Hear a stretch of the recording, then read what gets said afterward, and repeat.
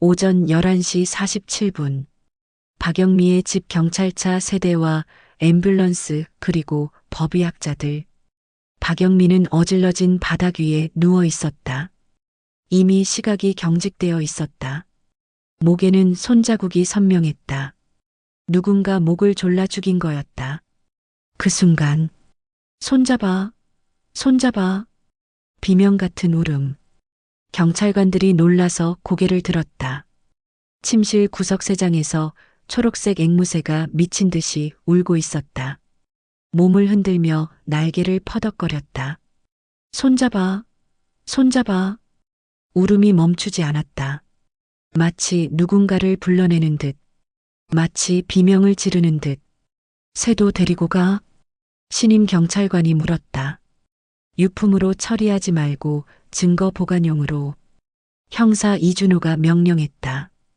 그의 목소리는 차분했지만 무언가 예리한 것이 담겨 있었다. 손잡아, 손잡아. 앵무새는 계속 울었다. 오후 1시 30분. 경찰서 조사실. 박준호가 앉아 있었다. 28세. 검은색 구찌 구두. 명품 시계. 겉보기에는 잘생기고 세련되어 보였다. 하지만 눈은 공허했다.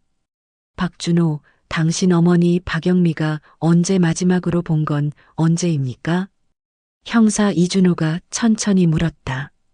박준호는 입을 열었다가 닫았다. 어제 저녁이었던 것 같아요. 어제 저녁에 뭐 했습니까? 그냥 엄마가 밥을 해주셨어요. 거짓이었다. 형사는 안다. 거짓말하는 사람의 눈동자는 언제나 한 곳으로 고정되어 있다. 피하려는 눈동자. 박준호의 눈이 그랬다. 그리고 제 방에 들어갔어요. 형사 이준호는 박준호를 계속 바라봤다. 말하지 않고 바라만 봤다.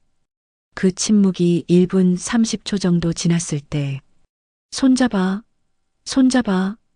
앵무새의 울음이 조사실에 울렸다. 박준호의 몸이 철렁 떨렸다. 의자가 삐걱거렸다. 그의 얼굴이 순간 창백해졌다. 저게 뭐죠? 박준호가 물었다. 목소리가 떨렸다. 당신 엄마 집에서 발견된 새입니다. 형사가 대답했다.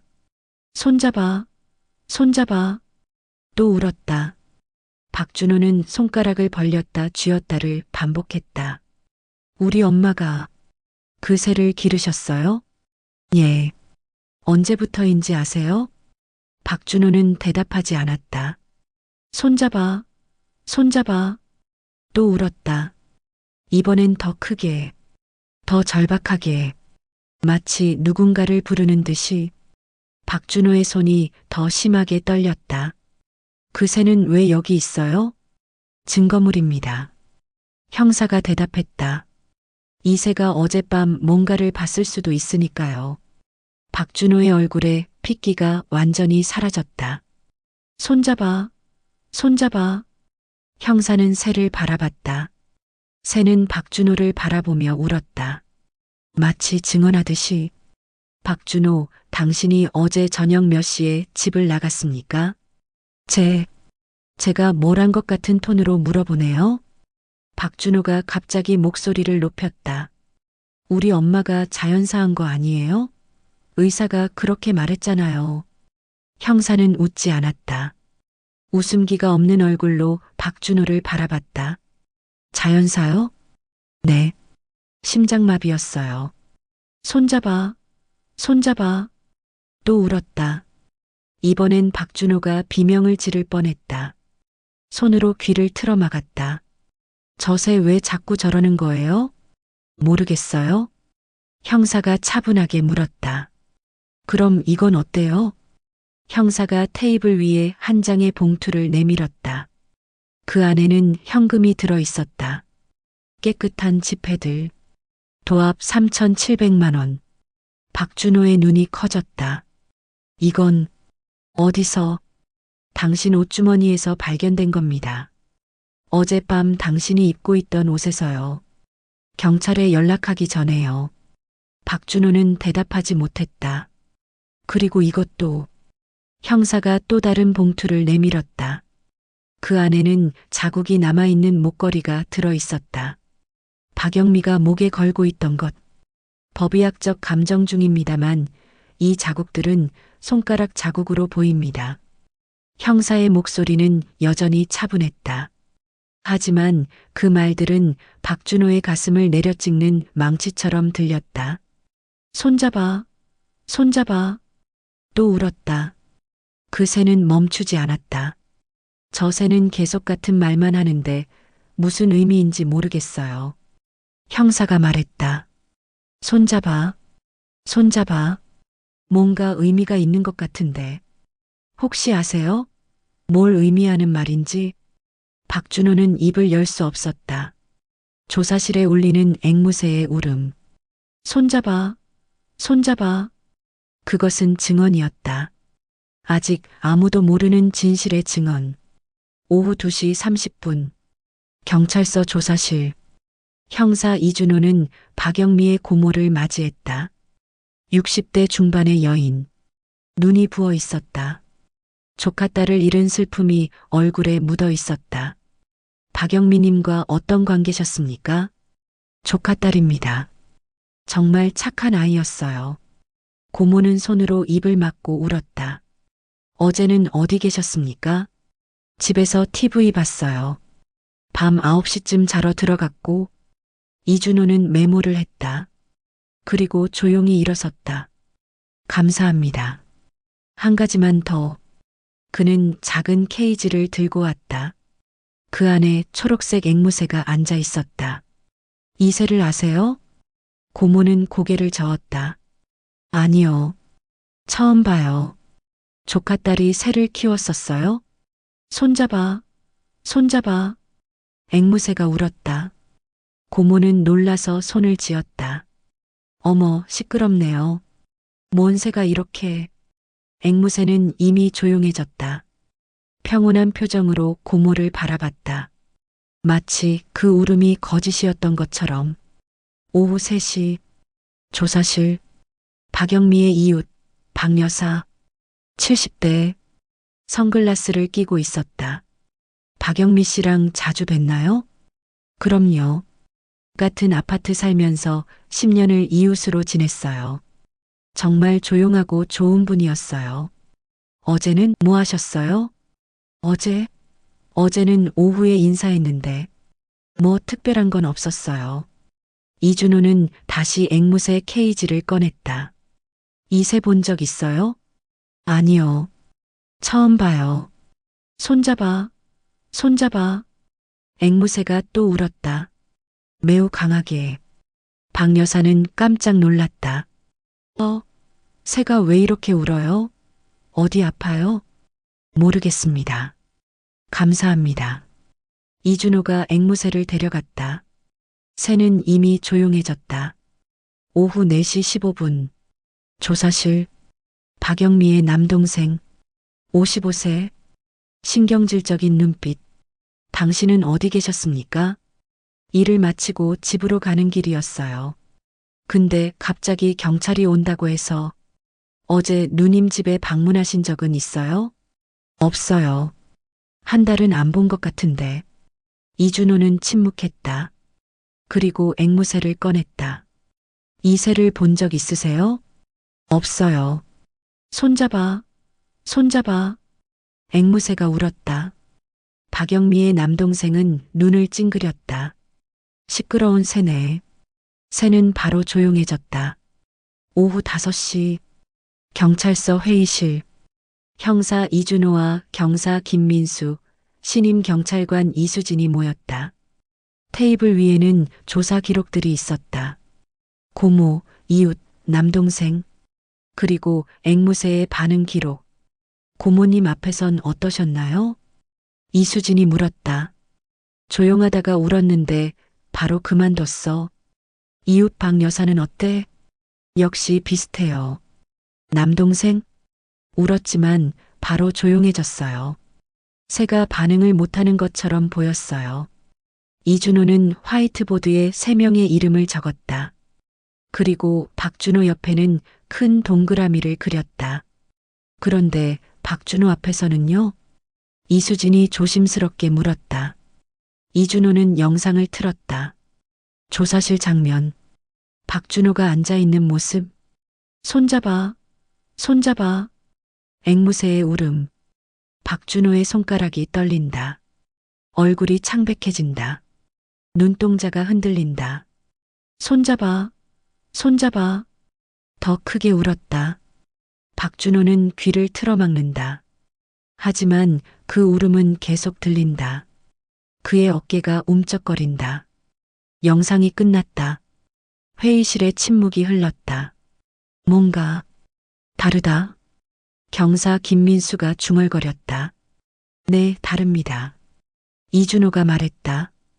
고모 앞에선 울기만 했고, 이웃 앞에선 반응이 약했고, 남동생 앞에선 거의 평온했어. 하지만 이준호가 박준호의 얼굴을 가리켰다. 박준호 앞에선 다르다. 마치 그 새가 박준호한테만 뭔가 말하려고 하는 것처럼. 그게 뭘 의미하는 걸까요? 이수진이 물었다. 이준호는 대답하지 않았다. 대신 다시 한번 영상을 재생했다. 손잡아, 손잡아. 박준호가 창백해진다. 손이 떨린다. 저 새는 뭔가 알고 있다. 이준호가 천천히 말했다. 뭔가를, 박준호와 관련된 뭔가를. 오후 6시, 유치장. 박준호는 침대에 누워 있었다. 천장을 바라보고 있었다. 하지만 눈은 초점이 흐릿했다. 경찰관이 밥을 갖다 줬다. 하지만 박준호는 먹지 않았다. 손이 떨렸다. 계속 떨렸다. 그때 손잡아, 손잡아. 멀리서 울음이 들려왔다. 2층 증거 보관실에서 박준호의 몸이 깜짝 떨렸다. 침대에서 벌떡 일어나 앉았다. 귀를 쫑긋 세웠다. 손잡아, 손잡아. 또 울었다. 박준호는 손으로 귀를 틀어막았다. 하지만 그 울음은 여전히 들렸다. 마치 자신의 머릿속에서 울리는 것처럼.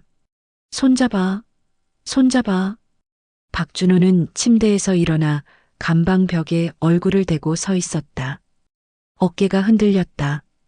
울음은 계속됐다. 오후 7시 30분. 형사실. 이준호는 아직도 앉아 있었다. 박준호의 CCTV 영상을 계속 돌려보고 있었다. 어제 새벽 2시 47분부터 2시 52분까지 5분 16초. 그 영상 속에서 박준호가 어머니의 집으로 들어간다. 손에는 무언가가 들려 있다. 카드? 열쇠? 그리고 나온다. 손에는 봉투. 돈이 들어있는 봉투. 이준호는 일시정지를 눌렀다. 박준호의 뒷모습. 나가는 순간. 그리고 CCTV의 타임코드 옆에 작은 글자로 뭔가가 보였다.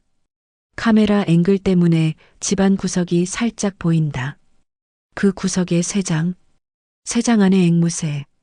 작은 화면이지만 분명히 보인다. 그 새는 가만히 앉아 있다. 하지만 그 눈은 박준호를 바라보고 있다. 이준호는 화면을 확대했다. 앵무새의 눈. 정확히 박준호를 향해 있다. 왜 그 새는 박준호를 봤을까? 이준호가 중얼거렸다. 그리고 왜 그 새는 박준호한테만 반응할까? 밤 11시. 형사 이준호의 집. 이준호는 여전히 생각에 잠겨 있었다. 차도 마시지 않은 채. 흰색 초록색 앵무새. 박영미의 집에서 발견된 그 새. 그 새가 계속 우는 말 손잡아. 그리고 박준호의 반응. 손가락의 진전. 얼굴의 창백함. 새가 왜 그 말을 배웠을까? 이준호가 폰을 켜 검색했다. 앵무새의 습성.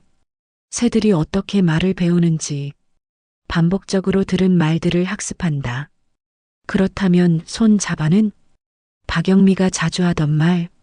아니면 그때 이준호의 폰이 울렸다. 경사 김민수였다. 일어나 있어? 예, 무슨 일 있어요? 박준호 재정거래 기록을 봤는데 지난 6개월간 어머니 계좌에서 정기적으로 큰 액수가 빠져나가고 있었어. 이준호의 눈이 커졌다.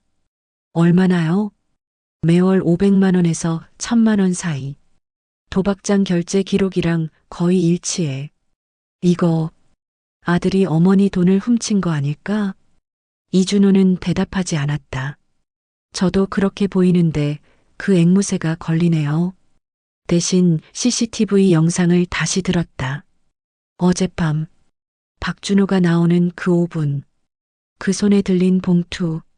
그 봉투 안에는 이준호가 중얼거렸다. 어머니의 비자금이 들어 있었을 거야. 밤 11시 45분. 경찰서 회의실. 형사 이준호, 경사 김민수, 신임 경찰관 이수진이 다시 모였다. 화이트보드에는 이제 다른 그림이 그려져 있었다. 박준호 도박 빚 어머니, 계좌 돈 인출 피해액 규모. 그리고 별도의 네모 안의 앵무새. 손잡아. 타살입니다. 이준호가 명확하게 말했다. 박준호는 어머니의 비자금을 가져가기 위해 집에 들어갔다. 그리고 어머니가 막아섰다. 그 과정에서 목을 졸라 죽인 겁니다. 그 새는요? 이수진이 물었다. 일단 증인으로 보고 있어. 그 새가 말하는 의미는 정확히 모르겠지만 이준호가 대답했다. 그 새는 어머니 옆에 있었을 거야. 매일. 그리고 어머니가 그 손잡아라는 단어를 계속 가르친 게 분명해. 같은 말을 반복적으로. 그리고 이준호가 영상을 다시 틀었다. 박준호가 나오는 그 5분. 그 순간 앵무새는 박준호를 바라보고 있었어.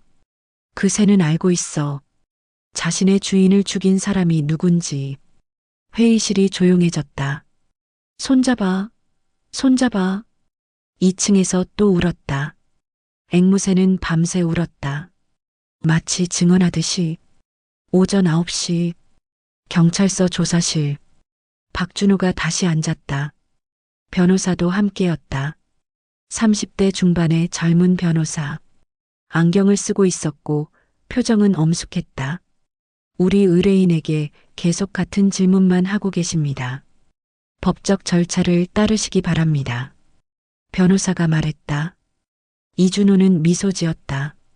아주 작은 미소였다. 알겠습니다. 그럼 새로운 질문을 하겠습니다. 이준호가 테이블 위에 한 장의 서류를 내밀었다. 통장 거래네요. 박준호, 이거 당신 거 맞습니까? 박준호는 대답하지 않았다. 변호사가 먼저 봤다. 그의 얼굴이 굳었다. 당신 어머니 계좌에서 지난 6개월간 총 4,800만 원이 인출되었습니다. 모두 당신 신용카드로요. 설명 가능하신가요? 제 의뢰인은. 변호사가 말을 시작했지만 그때 이준호가 손을 들었다. 아, 그리고 이것도. 이준호가 또 다른 서류를 내밀었다. 도박장 CCTV 기록. 박준호가 도박장에 드나드는 모습. 시간과 날짜가 명확했다. 그리고 그 시간들은 어머니 계좌에서 돈이 빠져나간 시간들과 일치했다. 박준호의 얼굴이 창백해졌다. 귀하는 어머니로부터 금전을 무단으로 인출했습니다. 이는 횡령에 해당합니다. 이준호가 차분하게 말했다. 이에 대해 어떻게 설명하실 거요? 박준호는 입을 열었다가 닫았다. 변호사가 박준호에게 뭔가 속삭였다. 박준호는 고개를 저었다. 제 의뢰인은 일시적 경제난으로 인해 어머니 도움을 받은 것입니다. 변호사가 말했다. 모두 어머니가 자발적으로 해주신 일입니다. 그렇다면 어머니는 왜 일기장에 이렇게 적었을까요? 이준호가 물었다. 박준호의 눈이 커졌다. 일기장? 네. 어머니 침실에서 발견된 일기장입니다. 이준호는 아직 일기장을 꺼내지 않았다. 그냥 가리켰다. 박준호의 입술이 떨렸다. 그 일기장에는 뭐라고 적혀 있나요? 변호사가 물었다. 아직 조사 중입니다. 이준호가 대답했다. 그리고 작은 케이지를 들고 왔다. 앵무새가 앉아 있었다. 평온한 표정으로 박준호를 바라보고 있었다. 박준호의 몸이 긴장했다. 그 새 다시 봐야 돼요? 박준호가 물었다. 지난번 조사 때 이 새가 당신 앞에서만 자꾸 울어댔었죠. 혹시 기억나요? 박준호는 대답하지 않았다. 하지만 그의 손가락이 떨리기 시작했다. 그 새가 왜 당신한테만 반응할까요? 고모님 앞에서도 이웃 앞에서도 평온했는데 당신 앞에서만. 손잡아, 손잡아. 앵무새가 울었다. 박준호가 비명을 지를 뻔했다. 손으로 입을 틀어막았다. 변호사도 놀라서 자리에서 벌떡 일어났다. 이게 뭐 하시는 건가요? 의도적인 협박입니까? 변호사가 소리쳤다. 이준호는 그냥 미소만 지었다. 그리고 앵무새를 조용히 데려갔다. 새는 바로 조용해졌다. 조사는 계속되겠습니다. 이준호가 말했다. 오후 2시 형사실 경사 김민수가 말했다. 박준호의 신용기록 전부 나왔어. 신용카드 6개. 모두 빚이 1,000만 원을 넘어. 총 대출액은 2억 3천만 원. 이준호는 듣고 있었다. 그리고 불법 사채 기록도 있어. 지난 3개월간 2,500만 원을 빌려간 기록. 불법 사채에서요? 그래. 이자가 월 30%. 이준호는 계산을 했다. 월 750만 원의 이자. 그 돈을 어디서 냈을까요? 어머니 계좌에서 인출한 돈도 대부분 여기 들어갔을 거야. 김민수가 말했다. 그래도 부족해서 마지막에는 어머니 비자금까지 꺼낸 거고. 이준호는 화이트보드에 새로운 그림을 그렸다. 박준호 도박 빚 불법 사채, 폭력 위협 어머니, 돈, 인출 돈 부족 비자금, 강탈 타살. 동기는 명확해요. 이준호가 말했다. 근데 여전히 수수께끼가 하나 있죠. 뭐? 그새. 왜 그새가 박준호한테만 그렇게 반응하는가? 경사 김민수가 고개를 갸웃거렸다. 그건 그냥 동물의 본능 아닐까? 나쁜 사람을 알아보는? 이준호는 고개를 저었다. 아니요. 그게 아니라 그 새는 뭔가를 알고 있어요. 구체적으로 이준호가 앵무새가 있는 증거 보관실로 향했다. 그곳에는 박영미의 집에서 압수한 물품들이 모두 있었다. 침구류, 의류, 사진들, 그리고 침실 구석에 있던 세 장. 이준호는 세 장 주변을 살펴봤다. 세 장 옆에는 작은 서랍장이 있었다. 세 장의 일부인 것 같았다. 모이를 넣는 공간. 이준호는 세 장 안에 손을 뻗어 그 서랍을 만졌다. 새가 마치 열어보라는 듯 아무 저항하지 않는다. 그리고 서랍을 열었다. 모이가 들어 있었다. 이준호가 손을 집어넣었다. 서랍 뒤쪽 숨겨진 공간이 있었다. 그 안에는 봉투가 들어 있었다. 하얀 봉투. 그리고 그 봉투에는 글씨가 쓰여 있었다. 준호에게 손글씨였다. 박영미의 손글씨. 이준호의 손이 떨렸다. 오후 3시 형사실. 이준호는 그 봉투를 테이블 위에 놓고 보고 있었다. 하지만 열지 않았다. 왜 안 열어봐요? 신임 경찰관 이수진이 물었다. 아직 아니야. 이준호가 대답했다. 이건 증거다. 법적 절차를 따라야 해. 그리고 이준호가 앵무새를 바라봤다. 이 새가 발견하게 해줬어. 이 편지를. 만약 그 새가 없었다면 우린 이 편지를 절대 찾을 수 없었을 거야. 경사 김민수가 고개를 끄덕였다. 그리고 밤 7시 박준호의 유치장. 박준호는 또다시 울고 있었다. 침대에 누워 울고 있었다. 소리 없는 울음. 손잡아, 손잡아. 멀리서 울음이 들려온다. 박준호는 귀를 틀어막았다. 하지만 들린다. 계속 들린다. 손잡아. 손잡아. 그 울음을 들을 때마다 박준호의 가슴은 철렁 내려앉았다. 그 울음이 뭔지, 왜 그렇게 가슴이 철렁하는지 그는 아직 모른다. 하지만 알고 싶지 않다. 절대 알고 싶지 않다. 오전 10시 검찰청 검사 강선우 42세 경찰의 수사 결과를 검토 중이었다. 박준호 사건 서류가 놓여 있었다. 횡령, 타살, 그리고 피해액. 검사의 눈썹이 구부러졌다. 이 비자금이 얼마나 되나요? 수사 담당 경사 김민수가 설명했다. 총 8천만 원입니다. 어머니가 30년에 걸쳐 모아놓은 거라고 판단됩니다. 8천만 원? 검사가 놀라서 일어났다. 그거 왜 신고 안 한 거예요? 피해자가 사망했기 때문에 신고가 이루어지지 않았습니다. 하지만 경사 김민수가 편지를 가리켰다. 피해자가 남긴 편지가 있습니다. 피해자의 의도가 분명히 드러나 있을 겁니다. 검사는 그 편지를 바라봤다.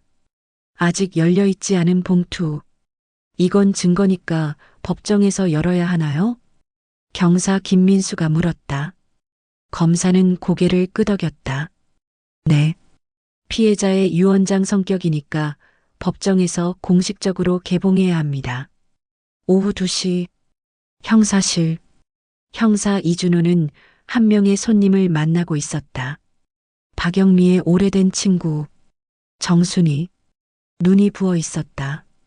영미가 왜 돈을 그렇게 모아뒀을까요? 정순이가 물었다. 이준호는 대답하지 않았다. 대신 물었다. 정순이님, 박영미가 준호 때문에 걱정이 많았나요? 정순이는 한참을 침묵했다. 그리고 눈물을 흘렸다. 영미가 자기 일기장에도 써놨어요. 준호가 도박을 한다고 매일매일 돈 때문에 괴로워하고 있었어요. 그런데 정순이가 말을 잇지 못했다. 그런데 영미가 말했어요. 순이, 내가 돈을 모으는 이유는 준호를 가난에서 벗어나게 해주고 싶어서야. 그 아이가 이 악순환에서 벗어나면 다시 착한 아이가 될 거야라고. 이준호의 표정이 흔들렸다. 아주 잠깐이었지만 영미는 정말 준호를 포기하지 않으려고 했어요.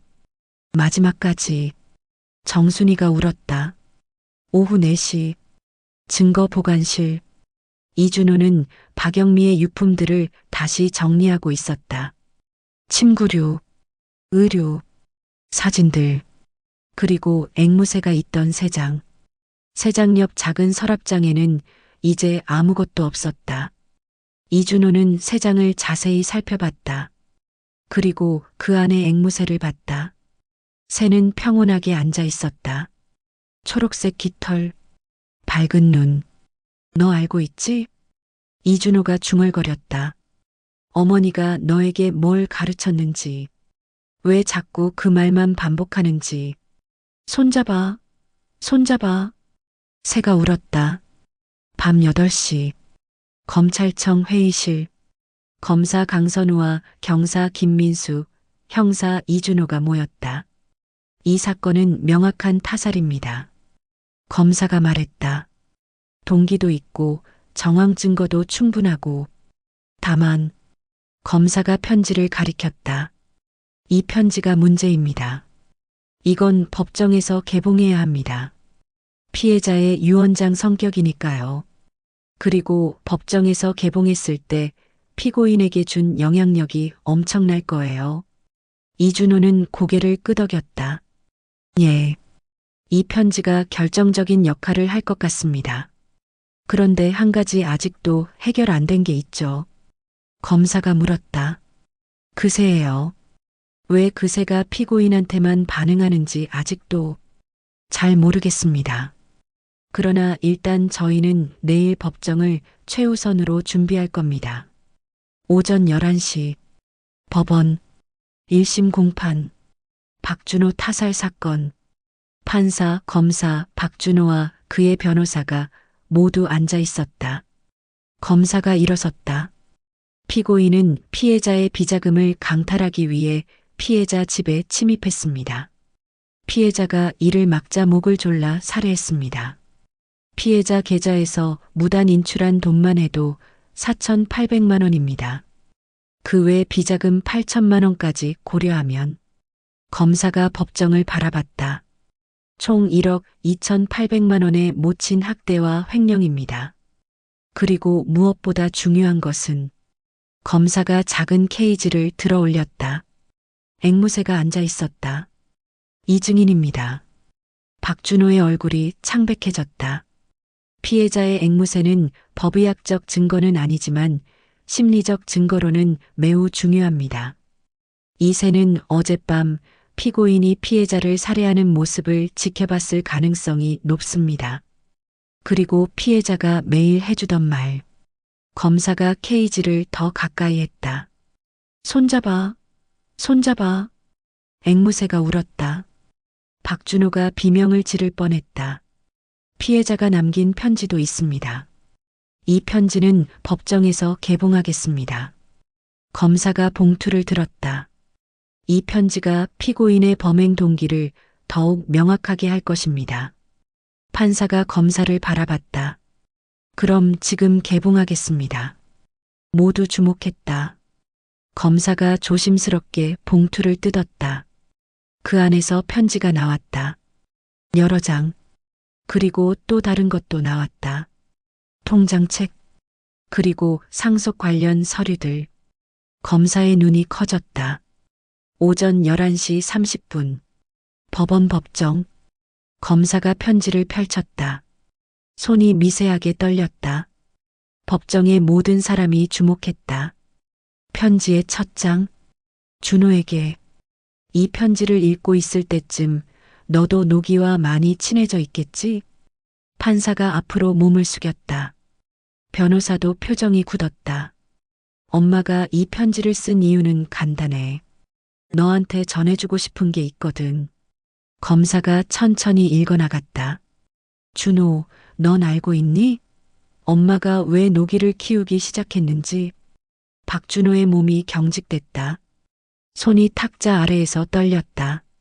넌 어릴 때 엄마 손을 자꾸만 잡으려 했어. 엄마 손 잡아. 엄마 손 잡아라고 말하면서. 그때 넌 정말 예쁜 아이였어. 박준호의 눈이 감겨왔다. 얼굴이 굳어갔다. 그런데 언제부터인가 넌 엄마 손을 놓았어. 도박장으로 가고 나쁜 친구들을 사귀고 술에 취한 채 집에 들어왔어. 법정의 공기가 무거워졌다. 넌 엄마를 피했어. 엄마의 눈을 봐도 다른 데를 봤어. 엄마의 손을 잡아도 마치 낯선 사람의 손을 잡은 듯이. 박준호가 목을 덜덜 떨었다. 그래서 엄마는 노기를 샀어. 그 새에게 너를 가르쳤어. 너가 어릴 때 했던 말들을.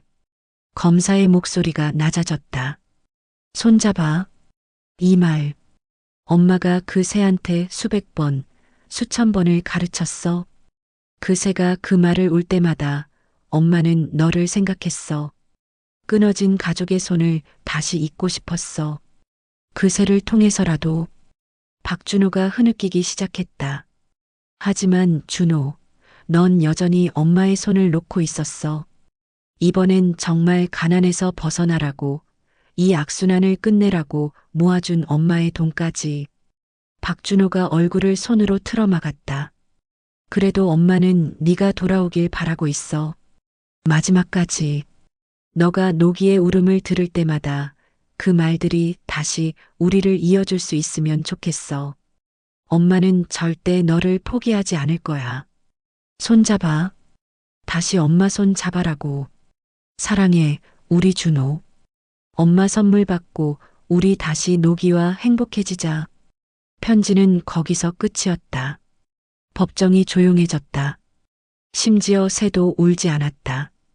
검사는 손에 쥐고 있는 것들을 계속 펼쳤다. 통장책. 그 안에는 30년의 기록이 있었다. 매달 정기적으로 저축된 금액들, 그리고 최근 6개월간 박준호를 위해 저축된 8천만 원, 그리고 상속 관련 서류. 피해자는 자신의 모든 재산을 피고인에게 상속하기로 결정했습니다. 검사가 말했다. 이 서류에는 피해자의 서명과 날짜가 명확하게 적혀 있습니다. 불과 2주 전 작성된 것입니다. 박준호가 더 이상 참을 수 없었다. 비명을 지르고 싶었다. 죽고 싶었다. 손잡아, 손잡아. 갑자기 앵무새가 울었다. 법정의 모든 사람이 고개를 들었다. 그 울음은 이전과 달랐다.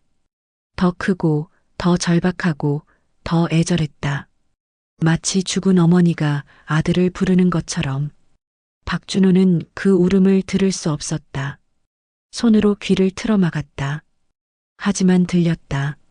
명확하게 들렸다. 손잡아, 손잡아. 오후 1시. 법정 재개. 판사가 다시 인을 두드렸다. 피고인 박준호, 이 증거들에 대해 말씀이 있으신가요? 박준호는 대답할 수 없었다. 입에서 침만 흘러내렸다. 눈은 멍한 상태였다.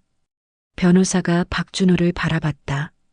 의뢰인, 정신을 차리세요. 변호사가 속삭였다. 제 의뢰인은 이 편지가 조작되었을 가능성이 있습니다. 변호사가 법정에 일어섰다. 상속 서류도 마찬가지입니다. 이 모든 것이. 검사가 다시 일어섰다. 법정입니다. 증거 조작은 불가능합니다. 이 편지는 녹이 3장에서 발견되었고 필적 감정도 완료되었습니다. 피해자가 직접 작성한 것이 맞습니다. 법정이 다시 조용해졌다. 추가로 하나 더 있습니다. 검사가 또 다른 봉투를 들었다. 이 안에는 피해자가 준비한 추가 서류가 있습니다. 피고인이 도박 중독에서 벗어나기 위한 치료비, 상담비, 그리고 새로 시작하기 위한 사업 자금까지 명시되어 있습니다. 검사가 서류를 펼쳤다. 그 안에는 구체적인 액수가 적혀 있었다. 치료비 4천만 원, 생활비 2천만 원, 사업 자금 2천만 원. 즉, 피해자는 피고인이 이 돈을 도박이 아닌 정상적인 길로 사용하기를 원했습니다. 그리고 그것이 가능하도록 모든 준비를 해놓았습니다. 검사의 목소리가 떨렸다. 그런데 피고인은 그 손을 놓았습니다. 어머니의 손을 놓고 돈을 훔쳐갔습니다. 그리고 검사가 박준호를 바라봤다. 어머니를 살해했습니다. 오후 3시. 법정 재개. 변호사가 다시 일어섰다. 제 의뢰인은 깊이 반성하고 있습니다. 그리고 경제난으로 인한 어려움이 있었던. 박준호가 갑자기 일어섰다. 엄마. 목소리가 나왔다. 매우 작은 목소리였다. 판사가 고개를 들었다. 뭐라고요? 엄마. 박준호가 반복했다. 엄마가. 그리고 울음이 터졌다. 법정에서 비명을 지르는 것처럼. 아니, 비명이었다. 짐승 같은 울음. 인간의 울음이라고 보기 어려운 그런 울음. 엄마, 죄송합니다. 박준호가 판사를 향해 절을 했다. 아니, 무릎을 꿇었다. 저 정말 죄송합니다. 엄마, 정말 죄송해요. 변호사가 박준호를 말리려 했지만 소용없었다. 엄마 손 잡아야 했어요. 손을 놓으면 안 됐어요. 박준호가 계속 울었다. 내가 너무 못났어요. 엄마, 죄송해요. 손잡아. 앵무새가 또 울었다. 박준호가 그 울음을 들으면 더 심하게 울었다. 엄마, 죄송합니다. 법정의 모든 사람이 박준호를 바라봤다. 법정을 담당하는 서기도, 경찰관도, 심지어 판사도 눈물을 흘리고 있었다. 박준호는 무릎을 꿇은 채로 계속 울었다. 마치 죽은 어머니 앞에 무릎을 꿇은 것처럼. 오후 4시 30분. 법정 패정. 판사가 선고를 미루기로 결정했다. 피고인의 정신 상태 감정이 필요할 것으로 판단됩니다. 다음 공판은 2주 뒤에 다시 개최하겠습니다. 판사가 망치를 두드렸다. 박준호는 여전히 울고 있었다. 경찰관이 그를 데려가려 했지만 그는 움직이지 않았다. 단지 무릎을 꿇은 채로 울고 있었다. 엄마, 손 잡아야 했어요. 그 말을 반복했다. 엄마, 미안해요. 저녁 6시. 경찰서. 형사 이준호는 증거 보관실에서 앵무새를 바라보고 있었다. 새는 평온하게 앉아 있었다. 너 했을 일 다 했네. 이준호가 중얼거렸다. 법정에서 진실을 증언했고 피고인을 회개하게 했고. 이준호는 새 옆에 놓인 박영미의 사진을 봤다. 따뜻한 미소, 온화한 눈빛. 박영미, 당신 아드님 이제 조금은 깨어날 것 같습니다. 이준호가 중얼거렸다. 당신의 마지막 인사가 당신의 손을 잡아달라는 호소가 전해졌습니다. 앵무새가 조용히 이준호를 바라봤다. 마치 이해하고 있다는 듯이. 2주 뒤, 법원, 2차 공판이었다. 박준호는 전과 다른 모습이었다. 옷은 여전히 회색 수감복이었지만 눈빛이 달라졌다. 공허함 대신 어떤 무거움이 자리했다. 정신 감정 결과가 제출되었다. 박준호는 정상 정신 상태였다. 책임 능력도 충분했다.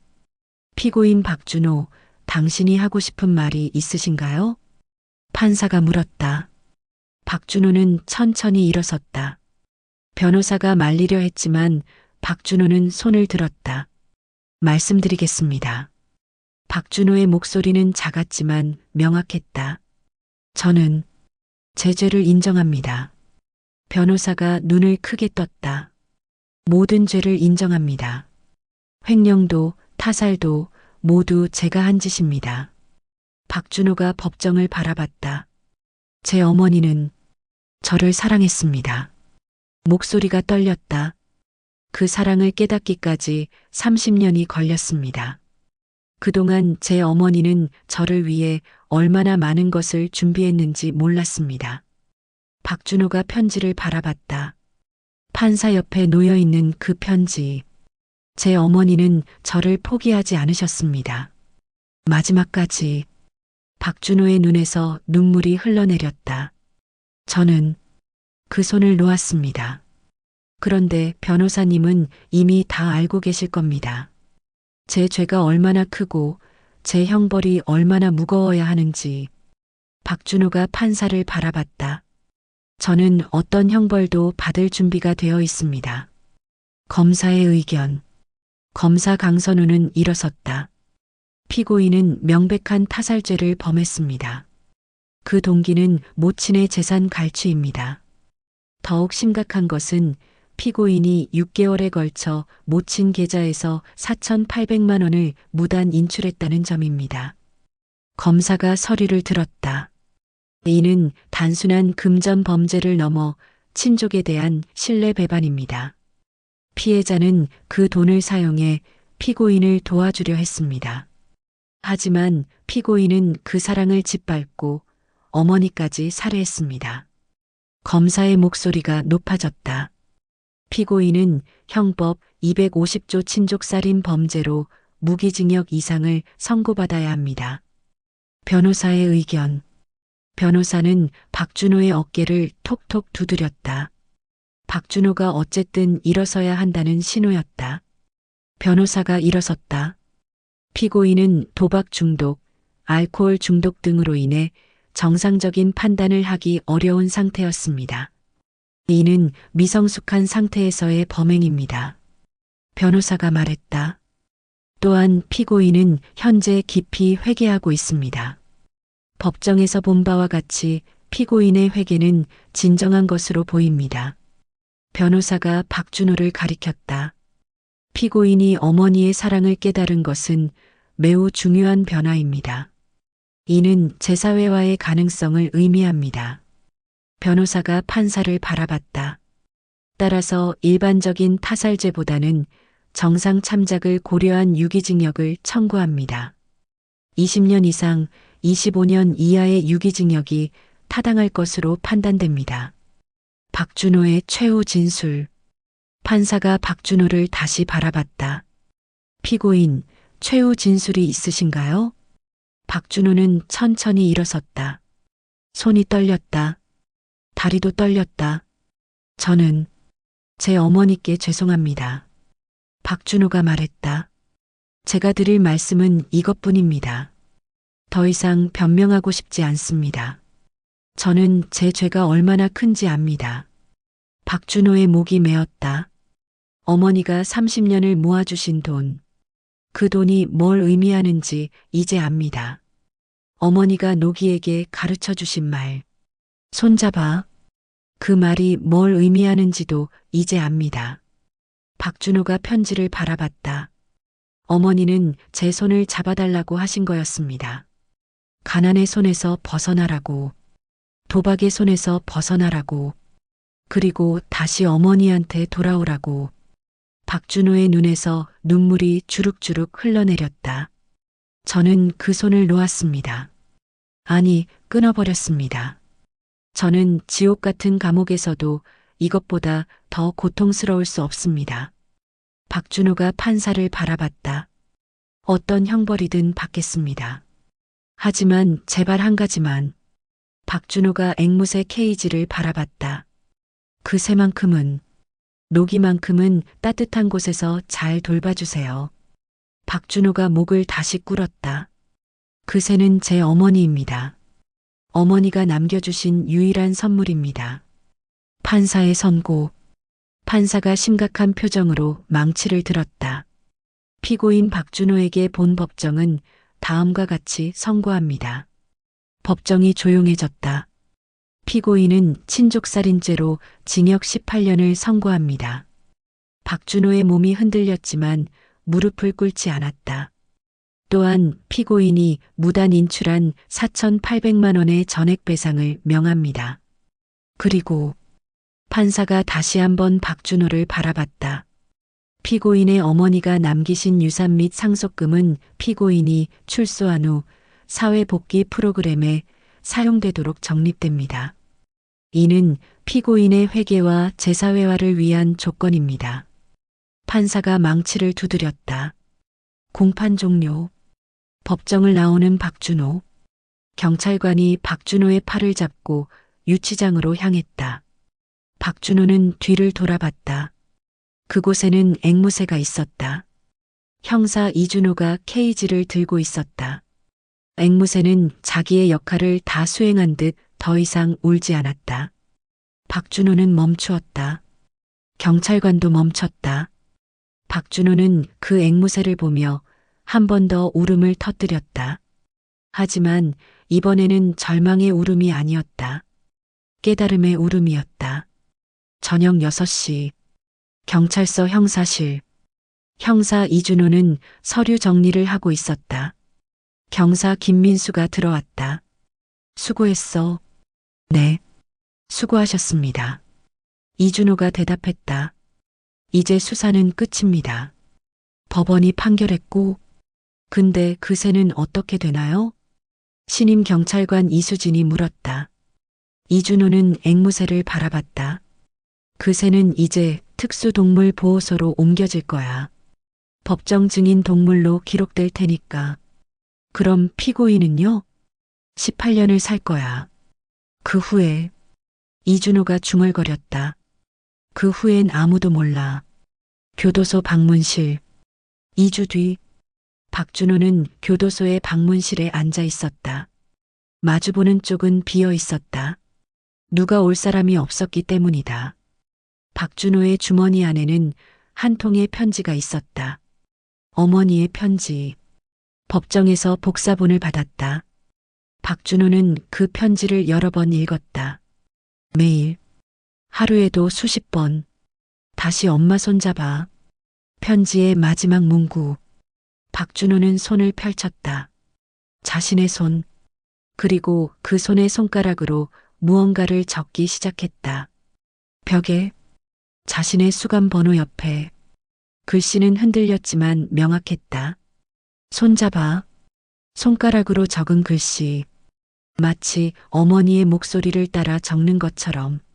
18년 뒤, 교도소 출소일. 2042년 3월 15일. 이른 아침. 박준호는 교도소 정문 앞에 서 있었다. 46세. 얼굴에는 주름이 많아졌고 머리는 반백이었다. 18년은 길었다. 손에는 출소 증명서와 통장 하나가 들려 있었다. 상속금 8천만 원. 어머니가 남겨주신 것. 교도소 정문을 나왔다. 세상은 많이 달라져 있었다. 건물들도 많이 지어졌고 사람들은 모두 휴대폰을 들고 있었다. 박준호가 들어올 때와는 완전히 다른 세상. 박준호는 한참을 서서 그 세상을 바라봤다. 그때 누군가 박준호에게 말을 걸었다. 박준호 씨? 박준호가 돌아봤다. 50대 여인.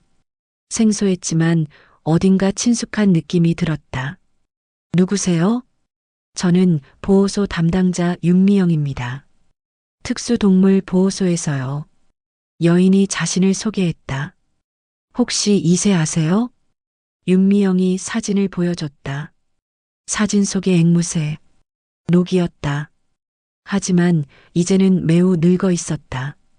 깃털도 흐릿해졌고 눈도 흐려졌다. 박준호의 손이 떨렸다. 특수동물 보호소에서 일하고 있는데 저희가 이 앵무새를 보호하고 있었어요. 18년을 말이에요. 윤미영이 박준호를 바라봤다. 그리고 어제 이 친구가 마지막을 맞이했습니다. 박준호는 한 발 비틀거렸다. 윤미영이 박준호를 부축했다. 저희는 이 앵무새가 당신과 깊은 인연이 있다는 걸 알고 있어요. 법정 사건 기록에도 남아있고요. 윤미영이 박준호에게 한 개의 항아리를 내밀었다. 이것이 노기의 유골입니다. 당신이 받아야 할 것으로 생각했어요. 박준호는 항아리를 받지 못했다. 눈앞이 흐려졌다. 그리고 이것도요. 윤미영이 다른 봉투를 내밀었다. 편지였다. 노기가 임종할 때 저희가 일기처럼 기록한 것들입니다. 혹시 도움이 될까 싶어서요. 박준호는 이제 몸을 가누지 못했다. 바닥에 무릎을 꿇었다. 고마워요. 목소리가 나왔다. 매우 작은 목소리였다. 정말 고마워요.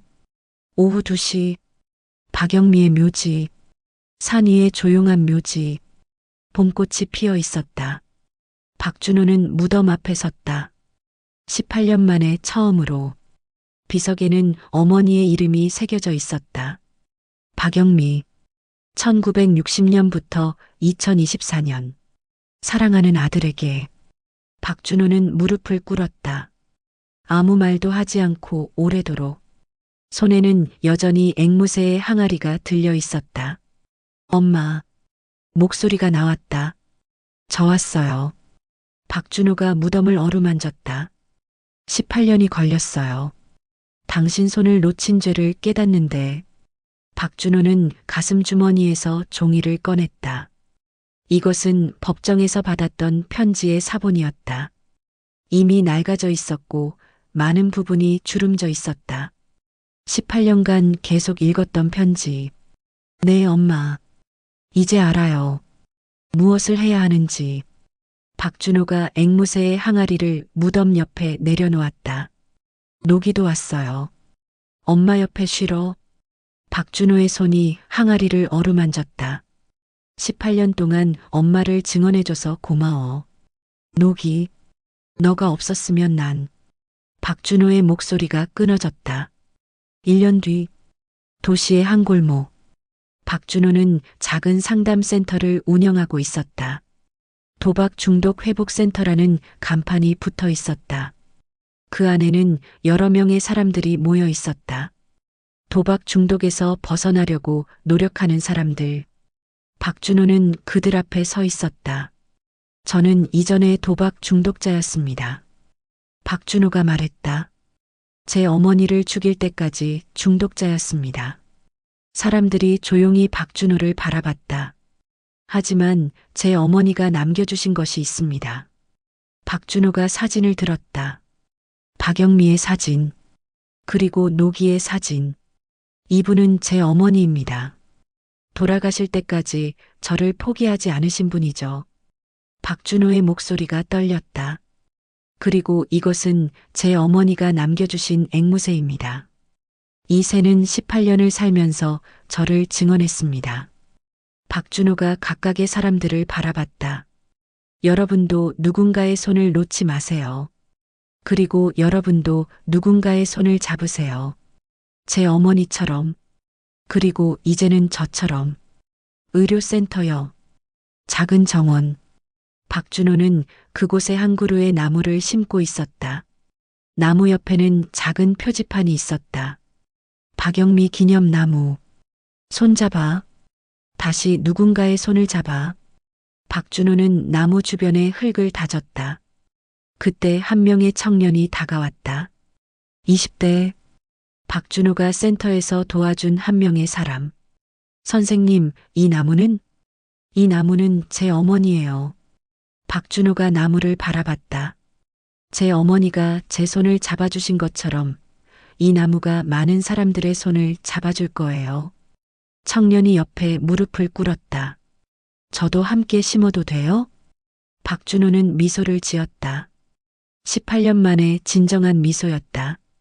네, 함께 심어요. 그날 밤, 박준호의 집.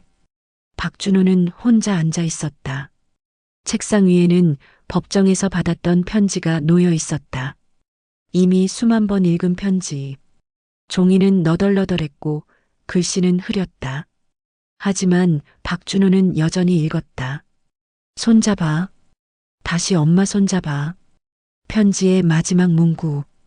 박준호는 자신의 손을 펼쳤다. 그 손의 손가락으로 무언가를 시작했다. 책상 위의 노트에 손가락으로 글씨를 따라 쓰기. 손잡아. 한 글자 한 글자. 어머니의 말을 따라 쓰고 또 쓰고. 마치 어머니를 계속 기억하려는 것처럼.